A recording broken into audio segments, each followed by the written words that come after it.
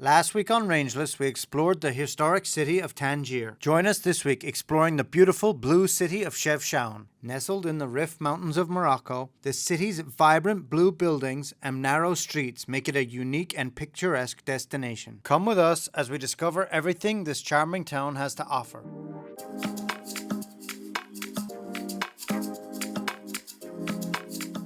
This morning we are hiking up to the Spanish mosque. It's like about a half mile each way. So from where we are, like in the center square here in the Medina. It's 20 past 10 in the morning. Looks like most of the town is still waking up. So I think the Spanish mosque is on a circuit hiking trail up this way. As you hike up the trail to the Spanish mosque, you'll be rewarded with stunning panoramic views of Chefchaouen and the surrounding mountains. It's a 30-minute walk to the top, but the breathtaking views make it well worth the effort.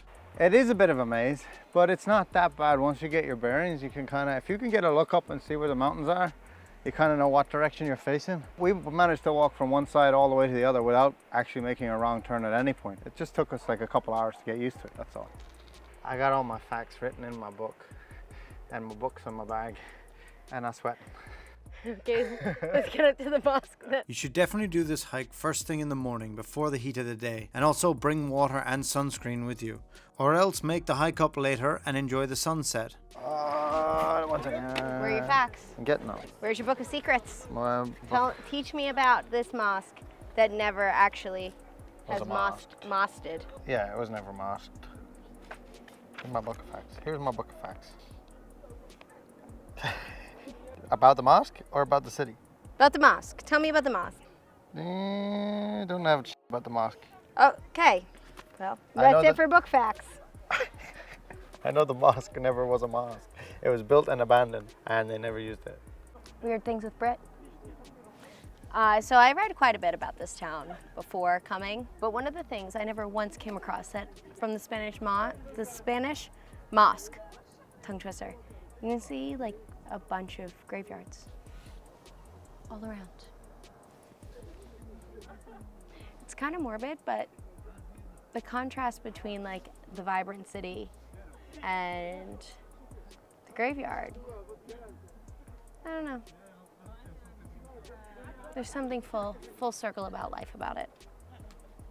Got to get the perfect footage of the goats. There's a goat.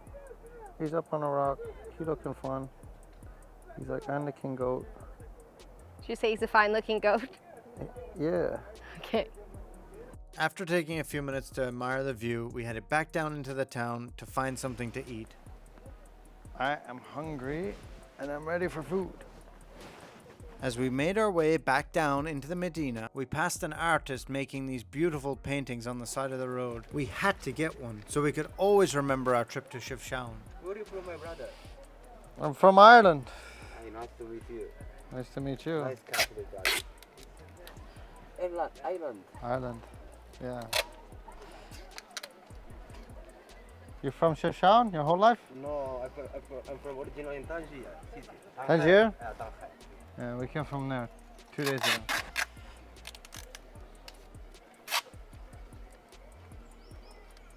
We then wandered around to find a spot that looked really promising for lunch. A cute little local spot by the looks of things. But he's got some hot bean soup listed on the door, so let's get it.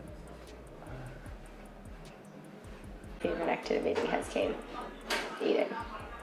And like, I don't want to go eat in the square with like every tourist. It's not why I come to a place. So we've yet again found another, I want like a little hole in the wall, right? So we found a little place with 2 tables, little chairs. We walked by earlier and we didn't really have time to stop. We wanted to go and get to the top before it got, by the Spanish mosque before it got too hot.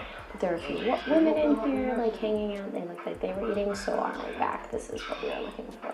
So we got some Moroccan soup, which is made from beans, and we're getting some mint tea, which you'll see everywhere.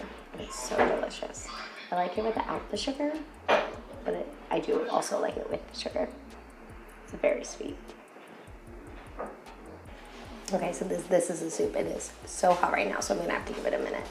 but it's made from like a white beans, and it comes drizzled in like with olive oil, which I love. And it's just like really creamy and like spiced and decadent and super filling, and it's all beans, so I'm assuming it's like really high in protein. And a little bowl all around is super affordable, and it fills you up. And if you dip some bread in it, I love soup.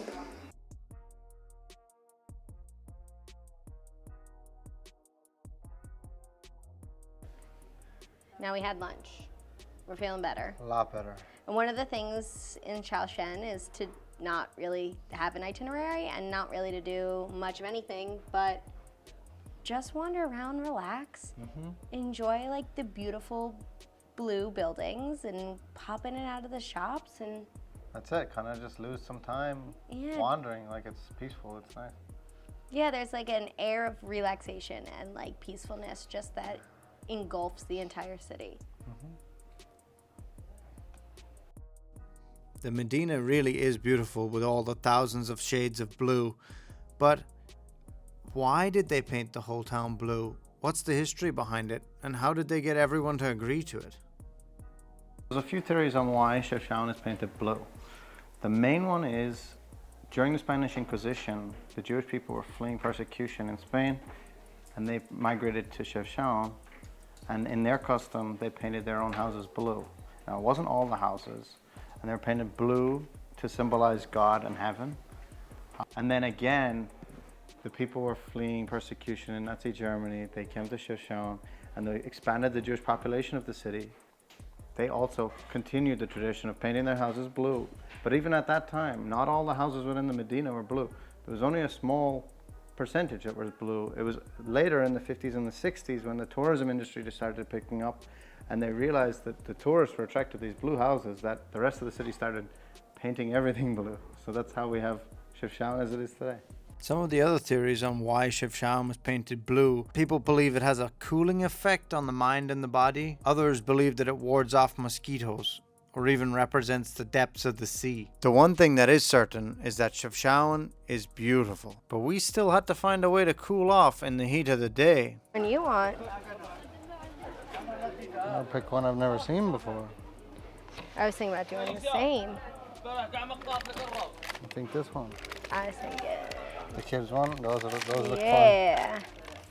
That's what I want. It's like half vanilla, half strawberry, I think. Yeah. That's what I want. What do you want? I'm gonna go with this one. Oh, yum.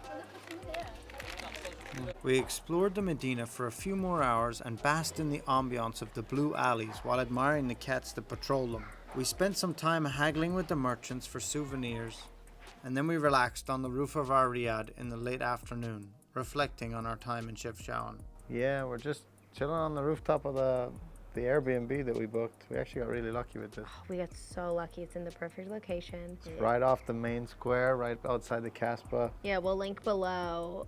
to the Airbnb link for this place. If you guys want to come and stay, 10 out of 10. Plus, the hosts are incredible. We came home after dinner and they brought tea to the room, and Yeah, plus And the the- rooms themselves are gorgeous. The house is immaculate. Yeah, it's really, really Amazing. nice. Chefchaouen, 1 to 2 days. 1 to 2 days. It's a small little town, city. The idea of the whole place is to get lost in the beautiful blue windy lanes and streets and the labyrinth of the Medina. It's not like, there's not like a laundry list of things to hit, like you have to go here, you have to go here, you have to go here, you have to go here. It's not really like that. There's a mosque on the hill and there's a waterfall to see, and then other than that, it's just wander around the Medina. 100% do not miss it. Yeah, Would absolutely. come. Oh, wow. Thank you. Thank you very much. Thank you, guys. Thank you. We were just talking about Just- the we were talking about Moroccan how- tea. And how amazing they are here. Wow. He just appears with, Out of with more nowhere. tea because we're just hanging Unscripted. out. Yeah. They are literally just so welcoming here. Very, It's very nice. amazing. It's all family run. Everyone is in one big family. They all got together to renovate And this is not prop- sponsored, by the way. We wish it Absolutely was, but it's not. not. We just No. really, really enjoyed it here. And they have such a good view. We're looking, we're speaking to you guys, looking at mountains in front of us, and behind us is the entire blue city, all of the Medina. You can't get anything better. No. Also, if you're doing a road trip, there's parking.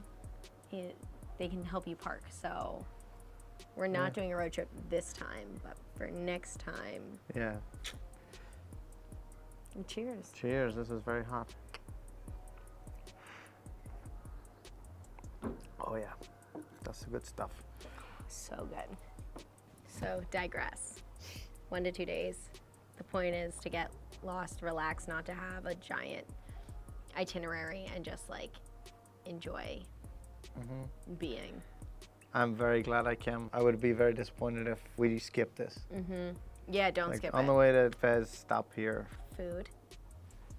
Food. Babasour. Babasour. And also, there's a place that has no name. There's no signs. That we know. That we know. That we know where it is. We found it by accident, and it just looked really good. We went in, and the bean soup. That's all they have. They have bean soup and Moroccan tea. That was it. And but it it was is. good. And you could tell by the amount of locals coming in and out. A tiny little shop. But we went to another place, Babasour, which was highly recommended. And if you do any research on this town, it's gonna pop up in like every blog. And it was packed, and it was so nice. The tagine was very good. The tagine was terrific, but they have all kinds of specials. The menu's not super long. The staff was really friendly, so we recommend there as well. That bean soup place is on the road to the west gate, heading towards the waterfall. It's on the right-hand side. There's no sign above the door. It's just a double blue doors, like every other door in the place. There's a couple seats inside. So they'll definitely be able to find it. Definitely not be able to find it. But there's a little sign that says Moroccan bean soup. And that's all it says in small letters. And mint tea. And mint tea. That's it. That's the spot. We both got soup and we both got tea for about €2.20. That's it for this week on Rangeless. Don't forget to like and subscribe to follow us on the rest of our Moroccan adventures.